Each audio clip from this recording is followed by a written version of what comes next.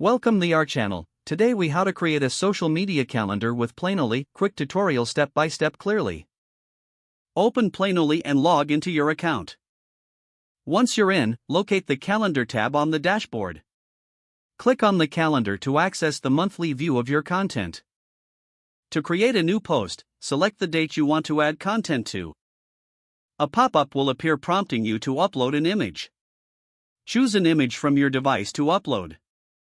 After the image is uploaded, you can add a caption in the text box provided. You can also choose to add hashtags and a location if you wish.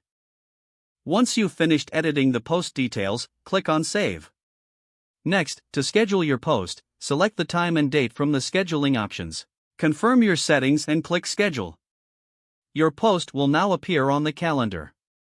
If you want to add more posts, repeat the previous steps. You can also drag and drop posts around the calendar to reschedule them. To edit or delete a post, click on it and select the appropriate option. Planoly allows you to visualize your entire month at a glance. Utilizing the grid view helps you maintain a cohesive feed aesthetic. You can also use the analytics feature to monitor engagement on your posts. Reviewing your insights helps refine your future content strategy. Creating a social media calendar with Planoly can streamline your posting process. This will ensure consistent and well-organized content on your platforms. If the page does not load, refresh the browser or try again in a private or incognito window. Make sure you are using the correct email address, then retype it carefully to avoid small typos. If your password is not accepted, use the reset option and create a new strong password you can remember. Check your spam folder for verification or security emails, then complete any requested confirmation steps.